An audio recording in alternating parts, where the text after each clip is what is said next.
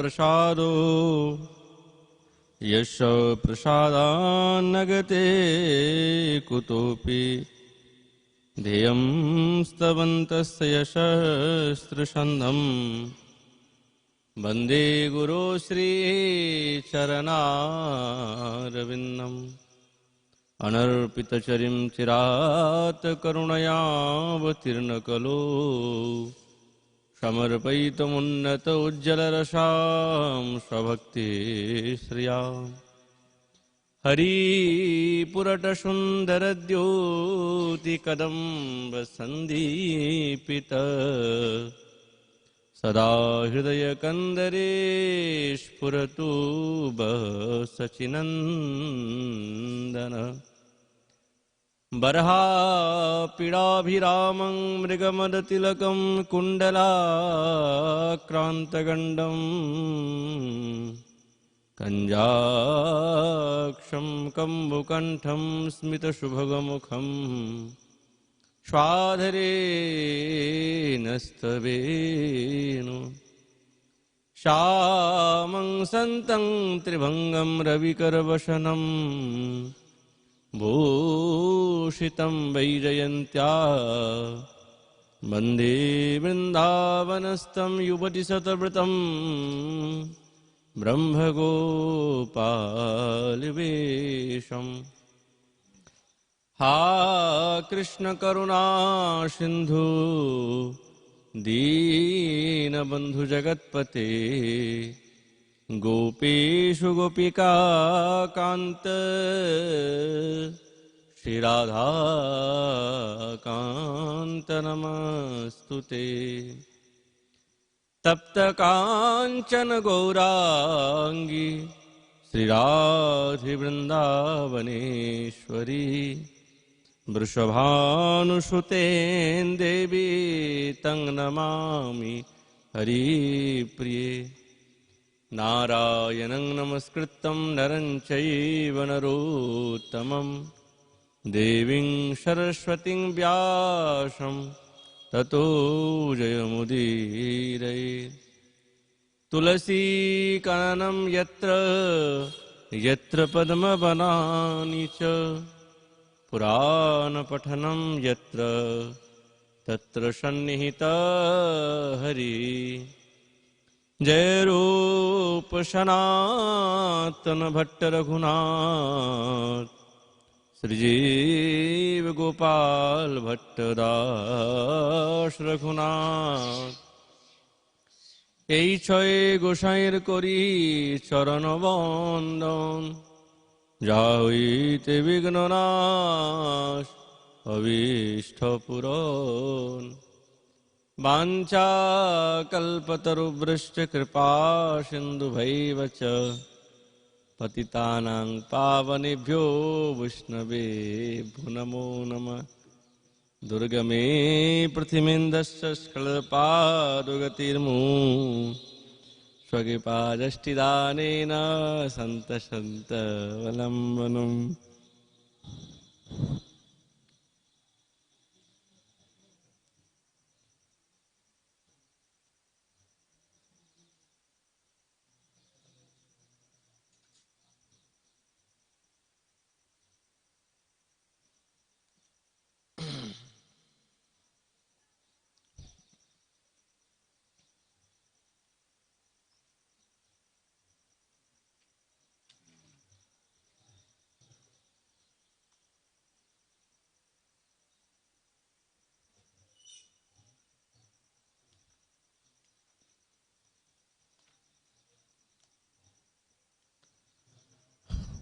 ओम नमो भगवते वासुदेवाय श्री श्री भक्तिरसामृत सिंधु अथ पूर्वभागे द्वितीय लहरी साधन भक्ति निरूपणम्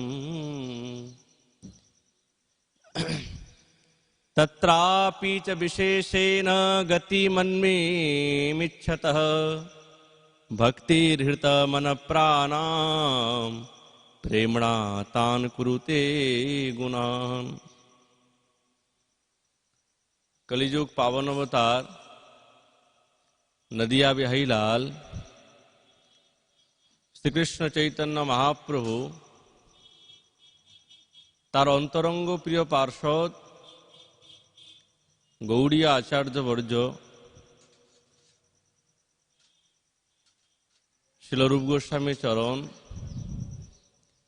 तदीय भक्तिरसामृत सिंधु ग्रंथे साधन भक्ति वर्णना प्रसंगे सेई विधि मार्गेते प्रवर्तित होते एवं तार अधिकार निर्णय करे सेई विषये तिनि वर्णना करछेन। तत्रापि विशेषेण गति मन्मितमिच्छत भक्तिर्हत मनः प्राणान् प्रेम्णा तान् कुरुते जनान्।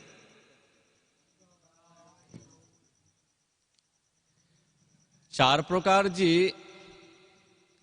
अधिकार निर्णय करलेन आर्त जिज्ञासु अर्थार्थी एवं ज्ञानी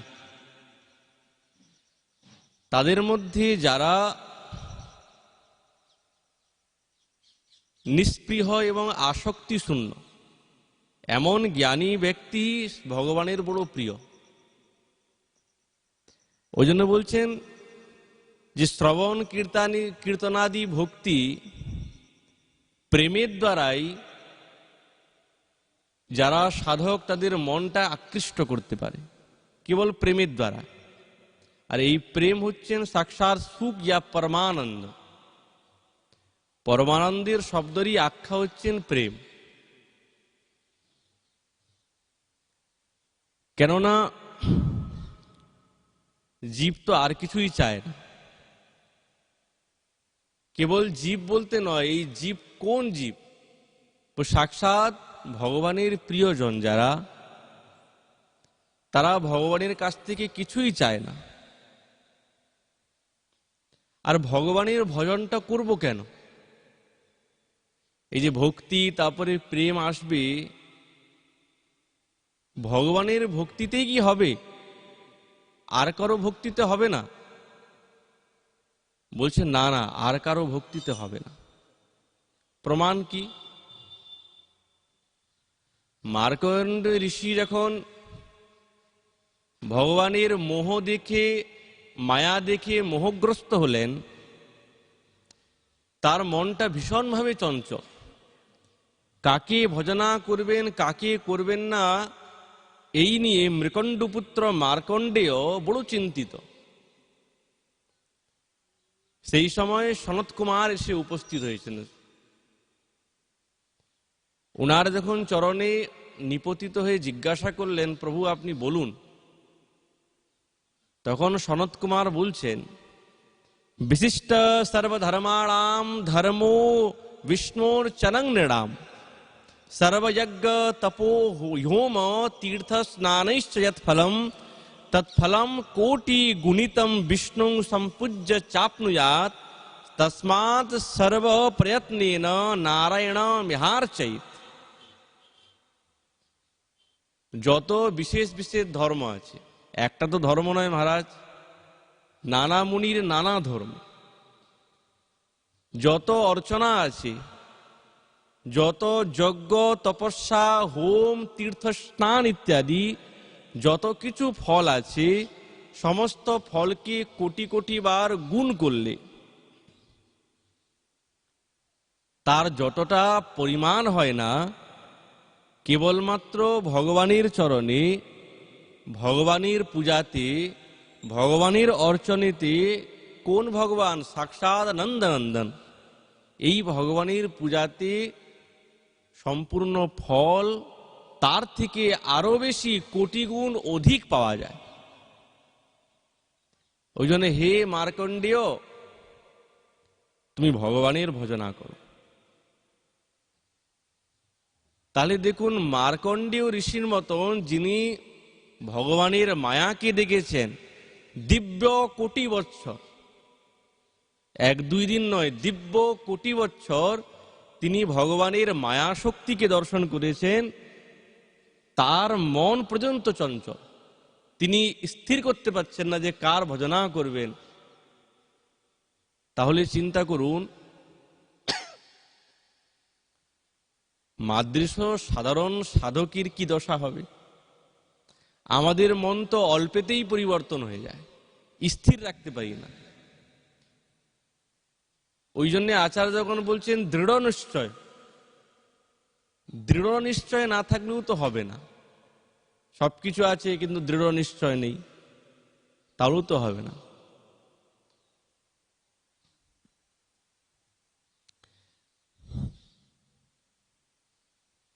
আচ্ছা, মনের মধ্যে প্রশ্ন জাগে,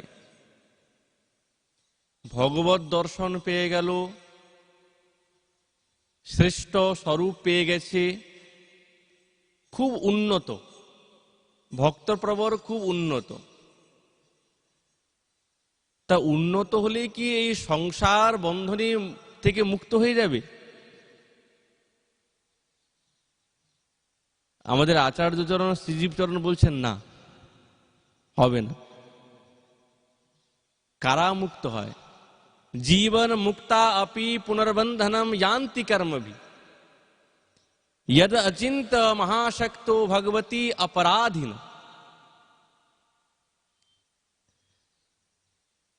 শ্রেষ্ঠত্ব পেয়ে গেছে, আমাদের শাস্ত্র অনুরূপে উত্তম অধিকারীও যদি হয়ে যায়, কিন্তু যদি তার কোনো ক্রমে অচিন্ত ভগবানের চরণে অপরাধ এসে যায়, সাক্ষাৎ ভগবানের চরণে অপরাধ এসে যায়, বলে এই অপরাধের কারণে তার এই সংসার বন্ধন ছিন্ন হবে না। যেহেতু সে জীবন মুক্ত, ওই যে বলছে জীবন মুক্ত অপি পুনর্বন্ধেন জানতি কর্মভি, সমস্ত কর্মের দ্বারায় আবার পুনরায় সেই কর্মপাশের মধ্যে বদ্ধ হয়ে যায়। তাহলে কতটাই শ্রেষ্ঠতা। ওই জন্যে শ্রীজীব চরণ বলেছেন অচিন্ত শক্তি। অচিন্ত শক্তি নয়, বলছে অচিন্ত মহাশক্তি।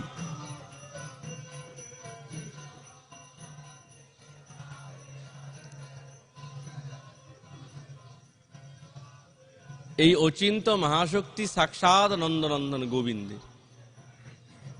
ওই জন্য তার চরণেই নিষ্ঠা রাখাটান সর্বোৎকৃষ্ট। জীবন মুক্তা প্রপদ্যন্তে কশ্চিৎ সংসার বাসনম योगिनो न বিলিপ্যন্তে কর্মভি ভগবৎপরা। তার উল্টাটা বলছেন, যদি কেউ ভগবৎ পরায়ণ হয়ে যায় সাধক, তাহলে তার এই কর্ম বন্ধনে বদ্ধ হয় না, হবেই না। যারা ভগবৎ চরণে নিজেকে সমর্পণ করে দিয়েছে, তাদের এই কর্ম বন্ধন এবং সংসার বন্ধন থাকবে না, এবং বিঘ্ন তাদেরকে কষ্ট দিতে পারবে না। কেন? কর্মবন্ধন থাকলেই তো বিঘ্ন আসে। বিঘ্ন সাধককে তার নিজের পথের দিকে টেনে নিয়ে যায়।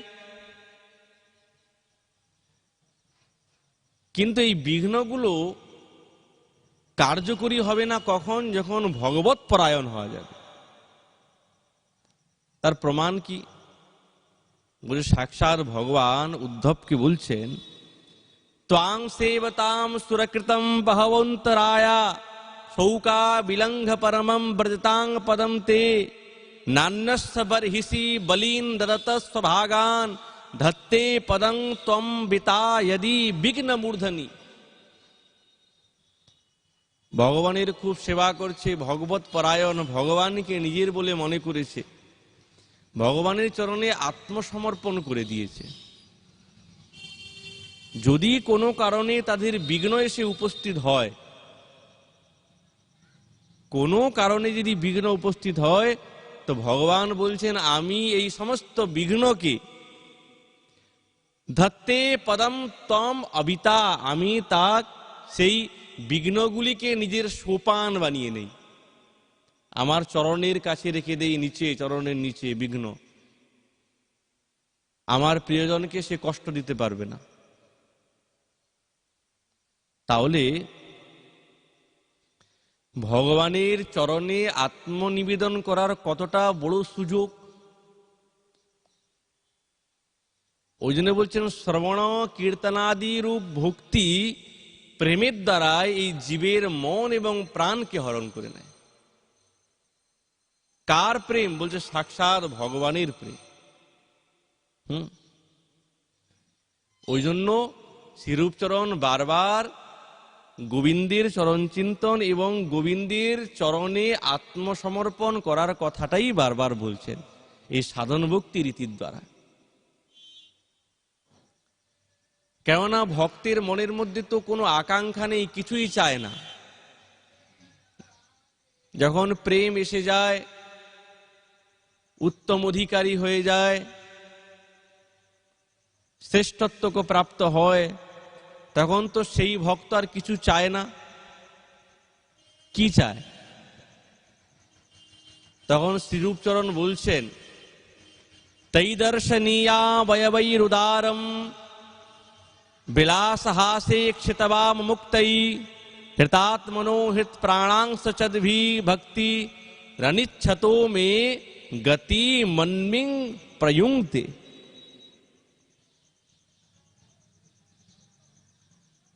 কপিল দেব ভগবান মাতা দেবহূতিকে বলছেন कि मां,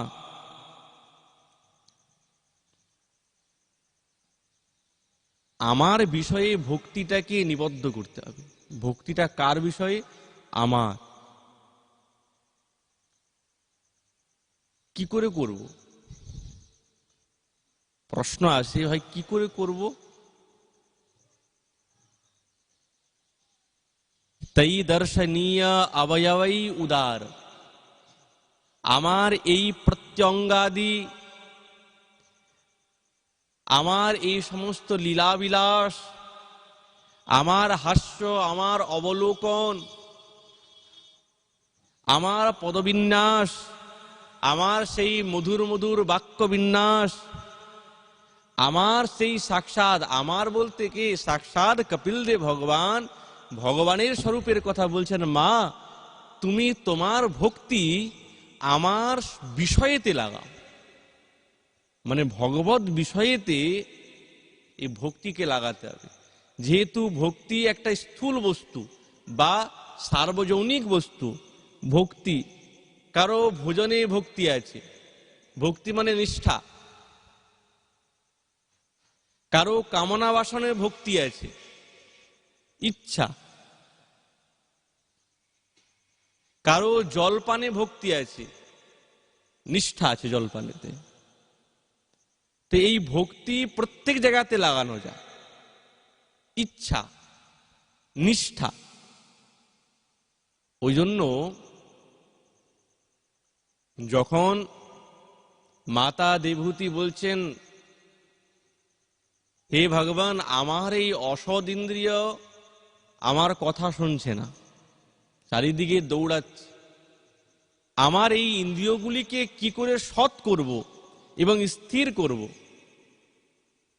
তখন কপিল দেব ভগবান বলছেন, কেননা ইন্দ্রিয়ের তো বিষয় একটা থাকবে, ইন্দ্রিয়ের আশ্রয় হতে পুরুষ আর বিষয় অন্য কেউ হবে, কিন্তু এই জাগতিক বিষয়ে আমাদের ইন্দ্রিয়কে না যুক্ত করে কোন বিষয়ে লাগাতে হবে?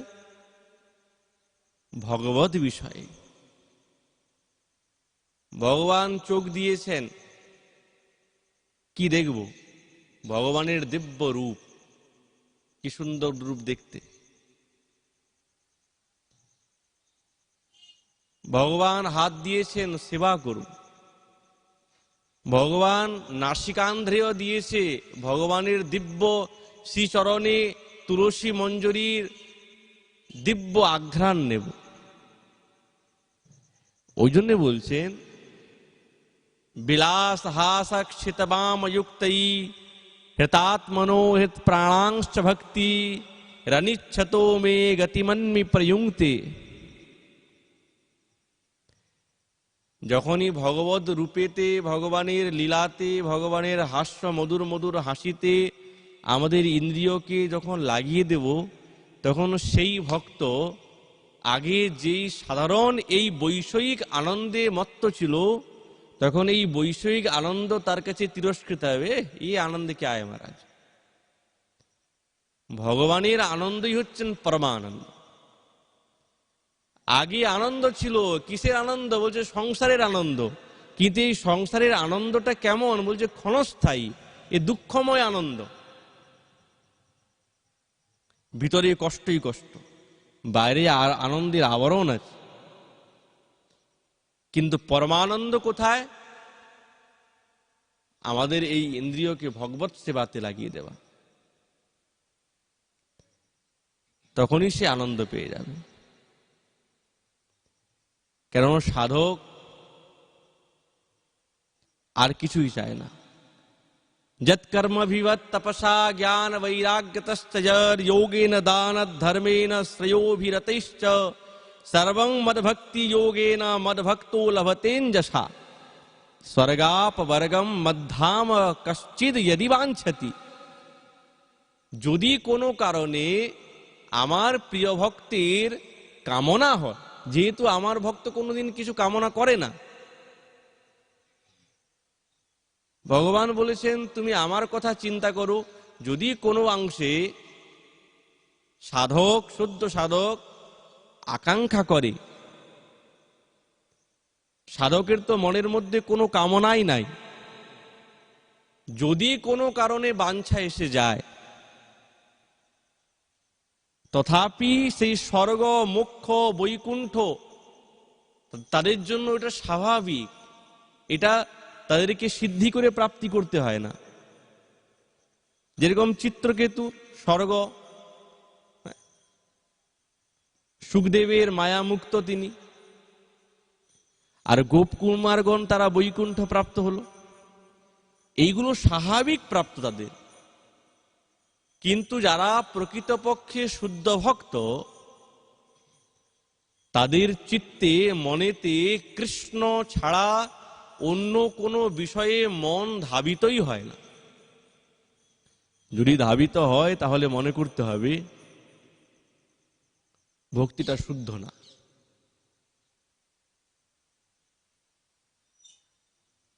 ওই জন্য বলছেন সাধক তো কি চায়? শ্রীকৃষ্ণ চরণম ভোজ সেবার নিবৃত্ত চেতসাম এসাং মোক্ষায় ভক্তানাম ন কদাচি স্পৃহাম ভবেত।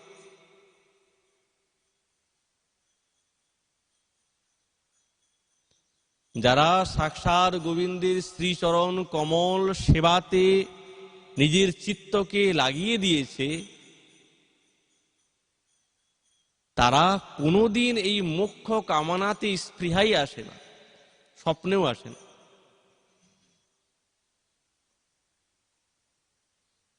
যারা মহাসাগর দেখেছে, মহাসাগর যারা দেখে ফেলেছে, তারা কি এই দীর্ঘিকাকে দেখে, এই কোনো বিশাল সরোবরকে দেখে কি তার মন মোহিত হবে?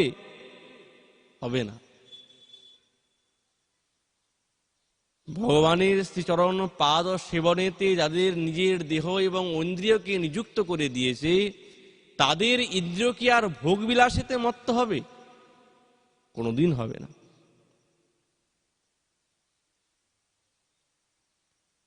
এমনকি ভগবানের পরতত্ত্বের যথার্থ পঞ্চবর্গ মুক্তি, সেই মুক্তিকেও কিন্তু শুদ্ধ ভক্ত কামনা করে না। মোক্ষ তো মারা দূরের কথা, সেইগুলোও কামনা করে না। ভুক্তি মুক্তি আদি বাঞ্ছা যদি মনে হয়, কারোর মনে যদি হয়, সাধন করিলেও প্রেম উৎপন্ন না হয়। কবিরাজ গোস্বামীপাদ বলছেন মহারাজ যে ভুক্তি মুক্তি আদি বাঞ্ছা যদি মনে হয়, মনের মধ্যে যদি এসে গেছে, বলছে যতই সাধন করুন মহারাজ, প্রেম ভক্তি উদয় হবে না। তাহলে প্রেম ভক্তি উদয় হতে গেলে মনের কোনো অংশেতে কামনা বাসনা একবারে শূন্য হতে হবে। শূন্য যতক্ষণ না হচ্ছে ততক্ষণ প্রেম ভক্তি উদয় হচ্ছে না। যতই আমরা অগ্রসর হই না কেন, কিন্তু আমাদেরকে জানতে হবে আমরা কি বিষয় নিয়ে অগ্রসর হচ্ছি। কি বাস্তবিক আমার মনের মধ্যে কামনা বাসনা আছে? যদি থাকে তাহলে প্রেম উদয় হবে না, কিছুতেই হবে না। তাহলে আগে চেষ্টাশীল হতে হবে যে আমাদের কামনা বাসনা যাতে না থাকে কোনো বিষয়। এখানে সাধন ভক্তির মহিমাই প্রদর্শিত হচ্ছে। এটাই তো সাধন ভক্তি। সাধন করে এই ভুক্তি মুক্তি আদি যত বাঞ্ছা স্পৃহা আছে সবকটাকে ত্যাগ করতে হবে। কিন্তু কি করে হবে? বলছে সাধন ভক্তির দ্বারাই এই সর্ববিধ সাধন প্রাপ্তি লাভ হতে পারে। সাধন ভক্তি দ্বারা, সাধন ভক্তিকেও অতিক্রম করে কিন্তু হবে না।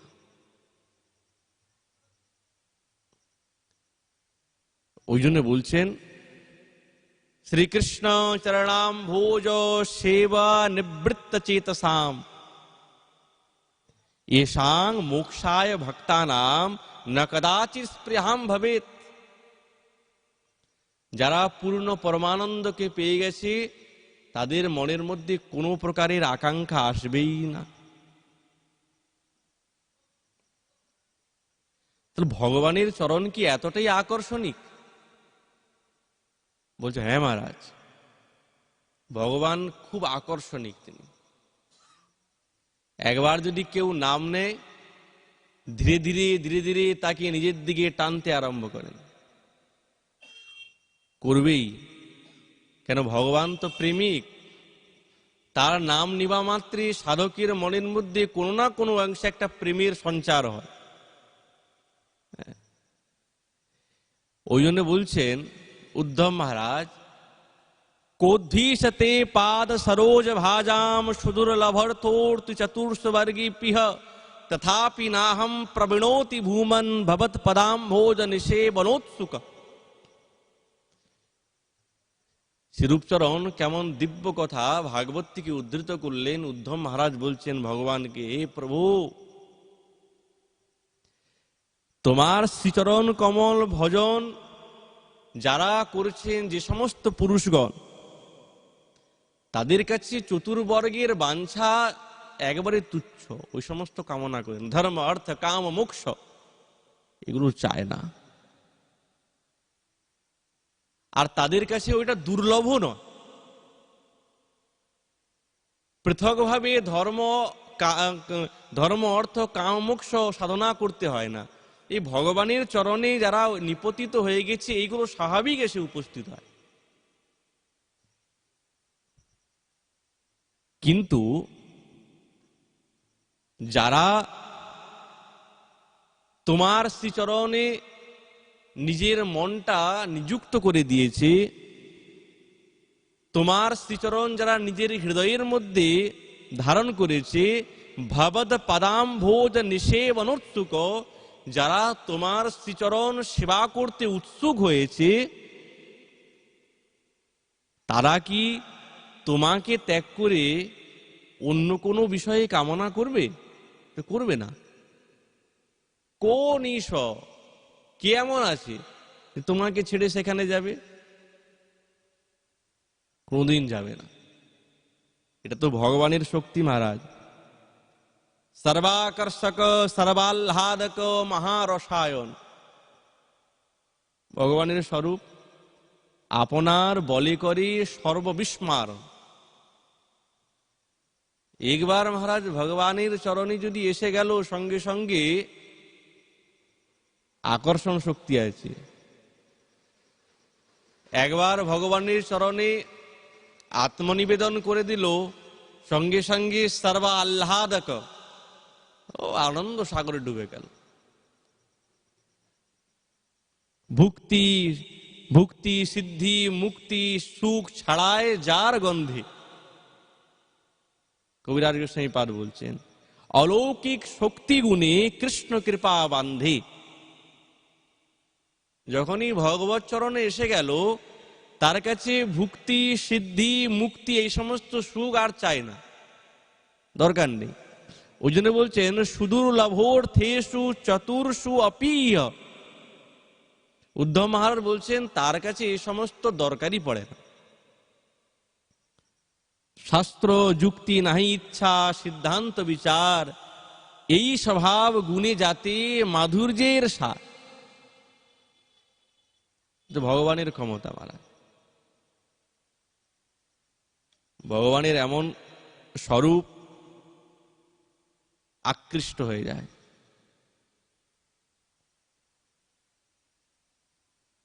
नैकात्मतां मे स्पृहनीय केचित् तत्पाद सेवा विरता महीहा येन्ने हन्यता भगवता प्रसह्य सभा जयन्ते मम पौरुषाणि।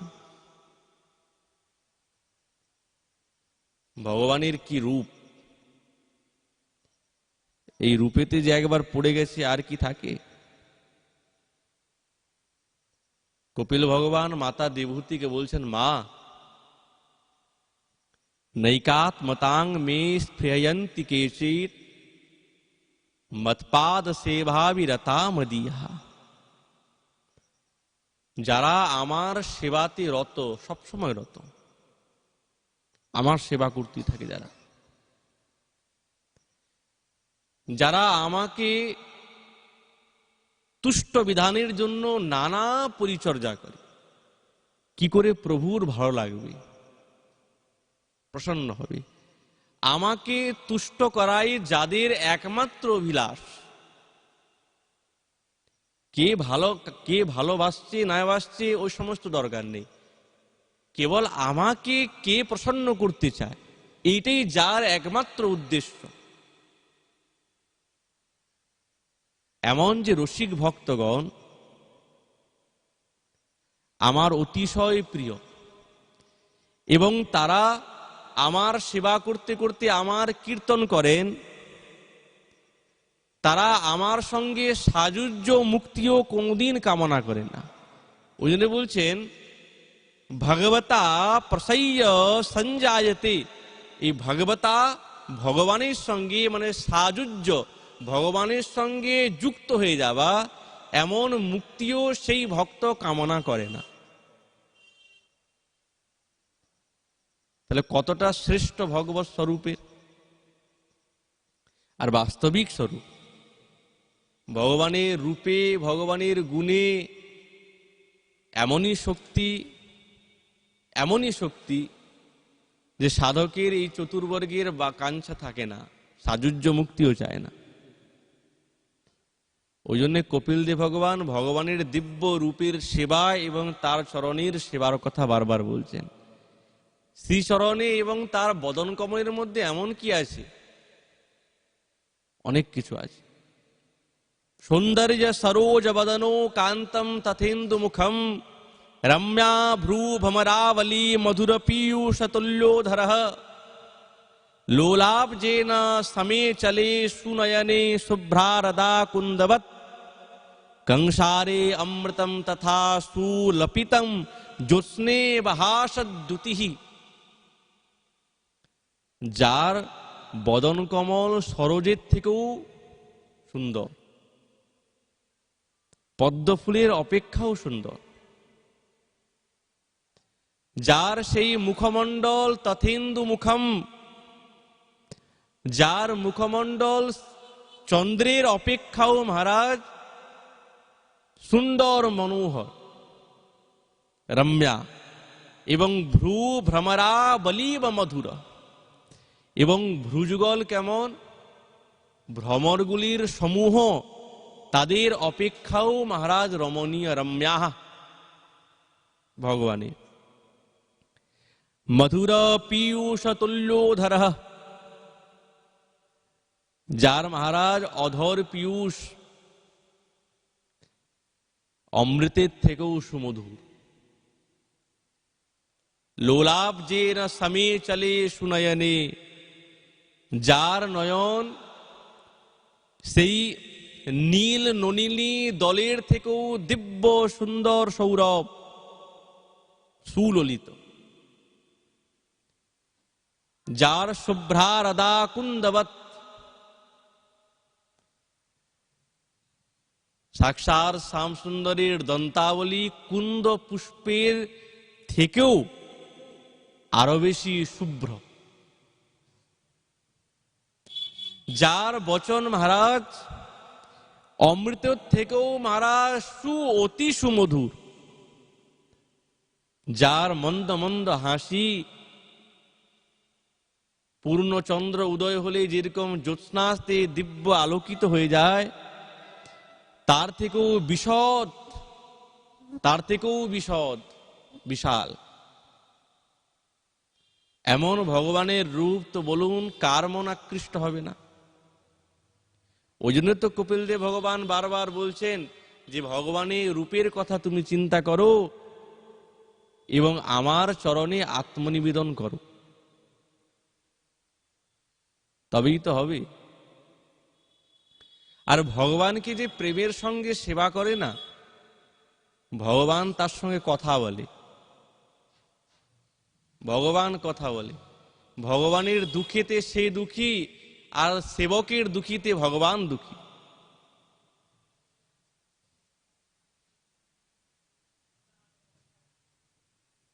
প্রেম থাকা চাই। যদি মহারাজ মনের মধ্যে ক্ষুদ্র অংশেও কপটতা থাকে,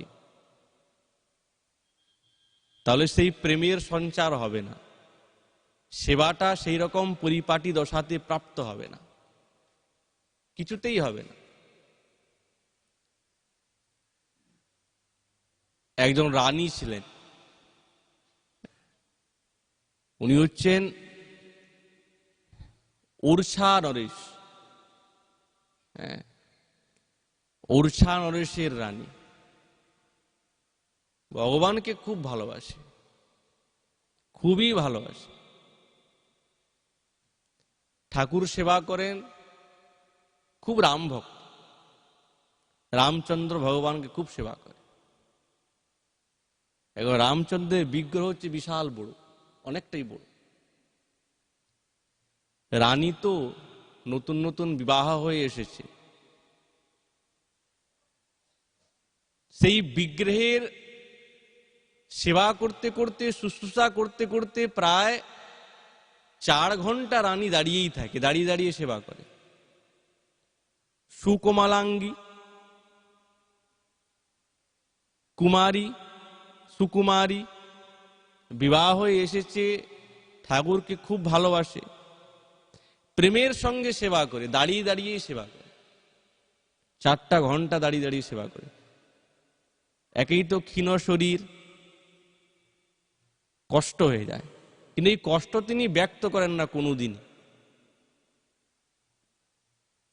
সেবা করছে, সেবা করতেই থাকে।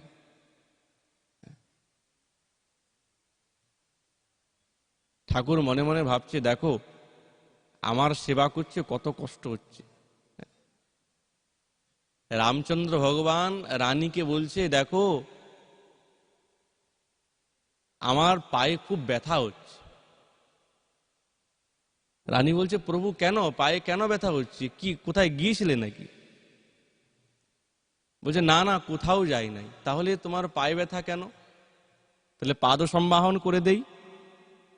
দেখুন কেমন, এমন প্রেমে সেবা করেছে যে সাক্ষাৎ ঠাকুর তার সঙ্গে কথা বলছে। রামচন্দ্র ভগবান বলছে, আমার পায়ে খুব ব্যথা হচ্ছে, খুব ব্যথা। তাহলে পাদ সম্বাহন করি, কোথায় গিয়েছিলে প্রভু তাহলে যে তোমার পায়ে ব্যথা?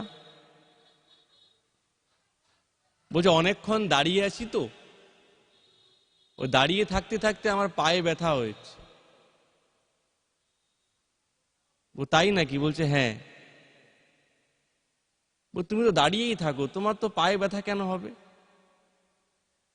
বলছে ওই যে তুমি দাঁড়িয়ে আছো না, 4 ঘন্টা দাঁড়িয়ে আছো তুমি, প্রত্যেক দিন 4টি ঘন্টা দাঁড়িয়ে তুমি আমার সেবা করো, হ্যাঁ, তুমি তো সুকোমলাঙ্গী, তুমি কি এত কষ্ট সহ্য করতে পারবে? তোমার এই কষ্ট দেখে না আমার পায়ে ব্যথা করছে,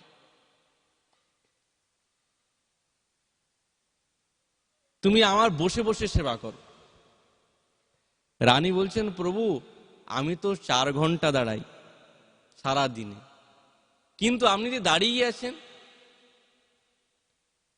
আপনি তো দাঁড়িয়েই আছেন, আপনি দাঁড়িয়ে থাকবেন আর আমি বসে সেবা করব, এটা কি সেবকের লক্ষণ?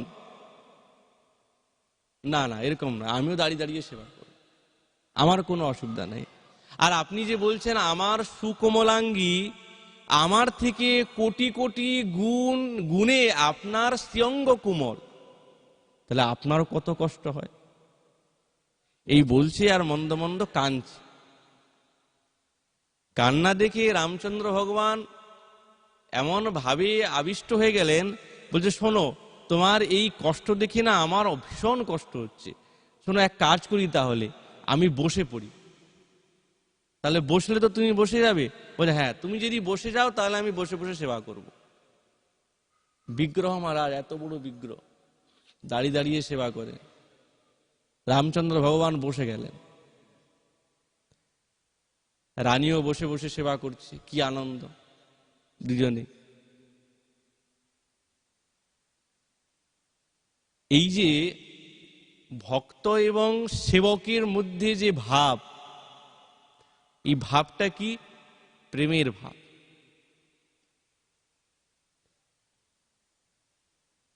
রানী ঠাকুরের পৃষ্ঠ ছাড়া আর কোনো কামনা করেন নাই,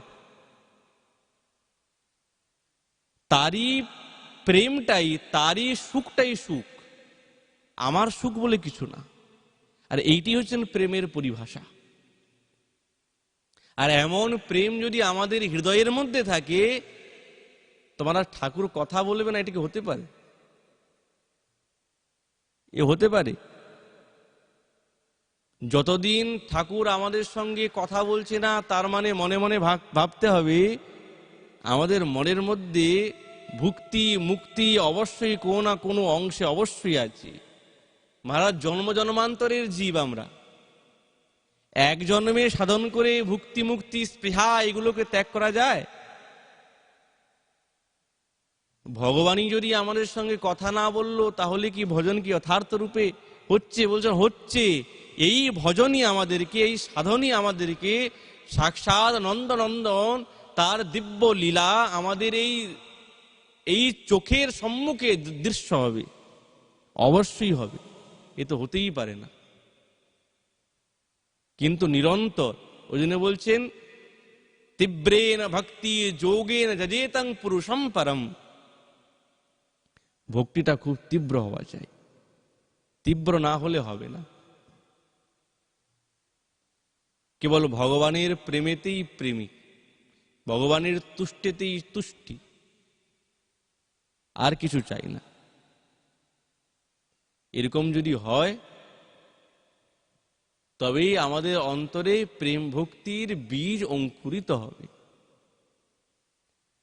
ওই জন্যে আমাদের শ্রীরূপচরণ সেই সাধন ভক্তির দ্বারায় বৈধিমার্গ প্রসঙ্গে, সেই রাগমার্গে প্রবেশ করতে গিয়ে, এই প্রেম রূপী বীজ অঙ্কুরিত করতে গিয়ে এই সাধন ভক্তির কথা বর্ণনা করছেন। পরবর্তী শ্লোকে যেই রকম তিনি আস্বাদন করাবেন, আমরা আস্বাদন করব। এই বলে আমাদের ভাগবতী কথা এখানেই বিশ্রাম। মহাপুরুষ কৃপা হলে আগামীকাল আবার এই বিষয়ে আবার আলোচনা হবে। আগামীকাল আমাদের 4টা থেকে শ্রীমদ্ ভাগবতী কথা আরম্ভ হবে।